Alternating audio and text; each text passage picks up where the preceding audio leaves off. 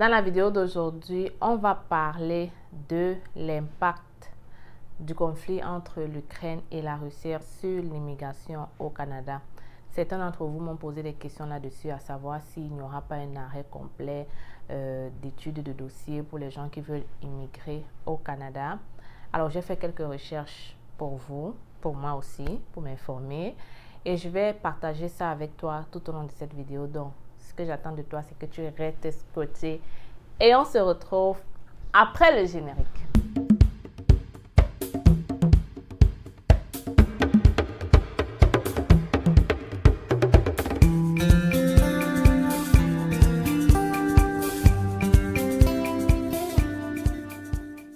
Alors mes petits Canadiens, comment vous allez? J'espère que vous allez très bien. Dans la vidéo d'aujourd'hui, je vais donc parler de ce sujet et je vais essayer de répondre du mieux que je peux.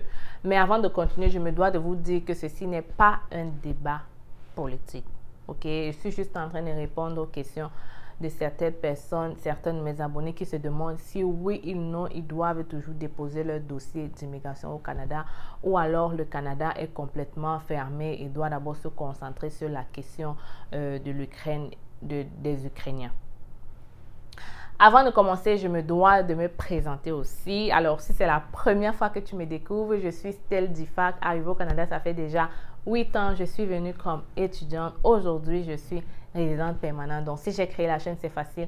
C'est pour te permettre à toi aussi de réaliser ton rêve canadien. Alors, dans la chaîne, je parle de l'immigration au Canada, mais j'ai créé une autre chaîne, La Pause, où je te parle de l'investissement et de l'entrepreneuriat au Canada. Donc, si tu es intéressé par les sujets d'investissement, si tu veux même en fait bien connaître comment t'installer au Canada, parce que à part les investissements, je te montre comment utiliser ta carte de crédit, je te montre comment entrer dans l'immobilier, je te montre plein d'astuces que je pense ça peut être très intéressant pour une personne qui souhaite immigrer au Canada. Alors va me voir sur La Pause si tu souhaites découvrir tous ces sujets-là.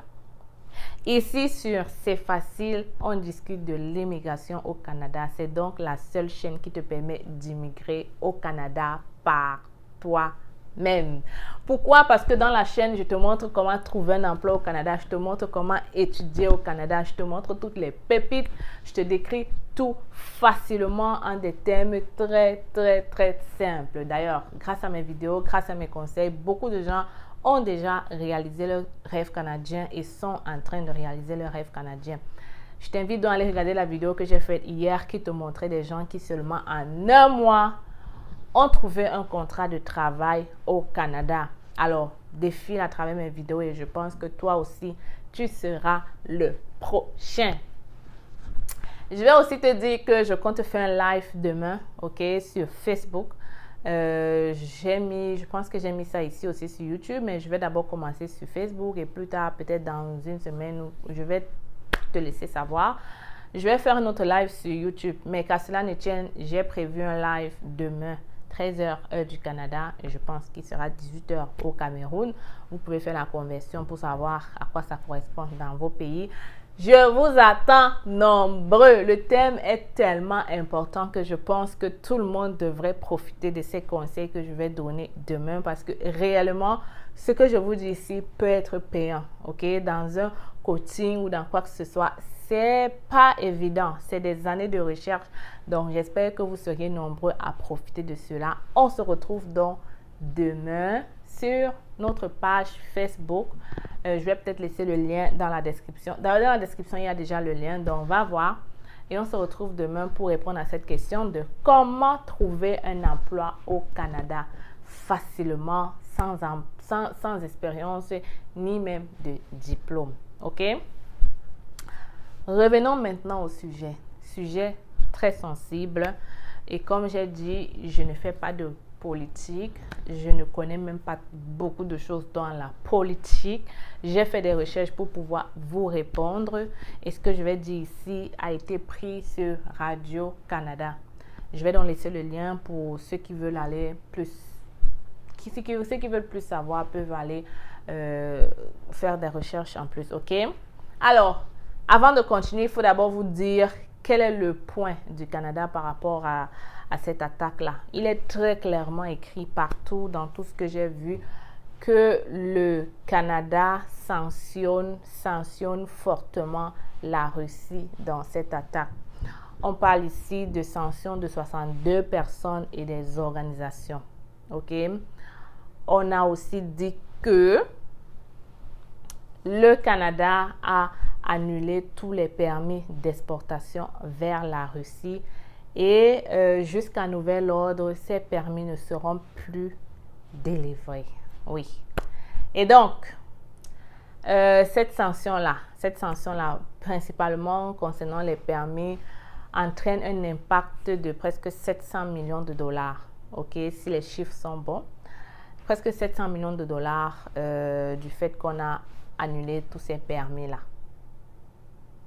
On parle ici de 2000 demandes d'asile déjà approuvées de la part des Ukrainiens, ok, déjà 2000, et on n'a pas dit quelle est la limite en fait. Ils ne veulent pas dire quelle est la limite des personnes qu'ils vont accepter venant de l'Ukraine. Maintenant, cela me permet donc de tomber directement sur l'immigration, ok.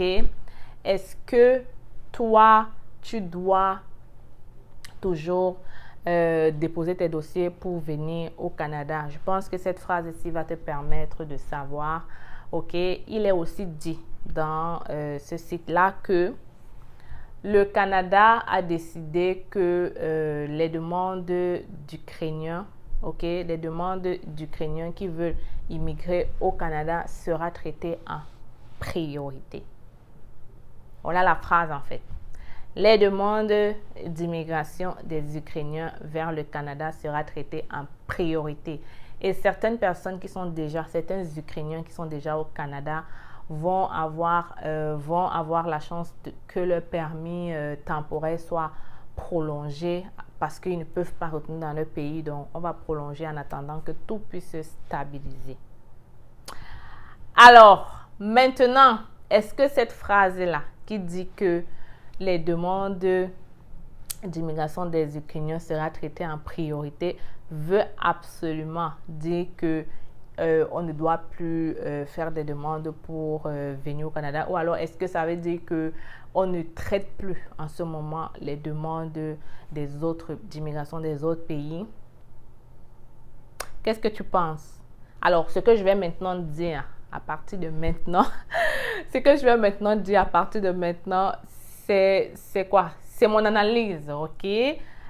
Voilà. Et ce n'est même pas seulement mon analyse parce que je connais des gens à qui on a répondu récemment face à leur demande de permis d'études. Alors, je conclus que la réponse est non.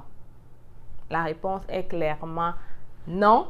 Le Canada, oui, priorise les Ukrainiens parce que c'est une situation critique, mais ça ne veut pas dire que tous les autres dossiers sont mis de côté.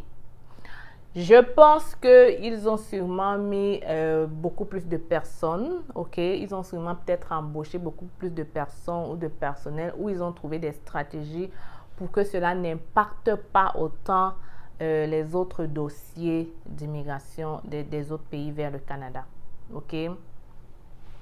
Parce que les gens continuent à avoir leur demande de permis d'études à chaque jour. Les gens continuent à avoir leur demande de permis de travail. Les dossiers, les gens continuent à recevoir des emails. Comme je t'ai dit, je connais une personne qui a d'ailleurs reçu une approbation pour venir étudier au Canada il n'y a même pas quelques jours. Preuve qu'ils sont toujours en train de travailler. Alors, vous pouvez donc continuer à faire vos demandes. Vous pouvez continuer à faire vos recherches. Peut-être qu'il y aura de la lenteur, mais ça ne veut pas dire qu'on ne viendra pas sur votre dossier. Soyez patient en termes d'immigration au Canada. C'est vrai, le COVID a eu un gros impact sur les délais de livraison, mais je pense que petit à petit, le Canada commence à se remettre, des nouvelles stratégies ont été mises en place, du nouveau personnel a été embauché. Donc, soyez patient, ne soyez pas très dur avec le Canada. Il y a tellement de demandes pour entrer au Canada, plus que dans le passé. Donc, je pense qu'ils font tout ce qu'ils peuvent pour pouvoir satisfaire tout le monde, ok?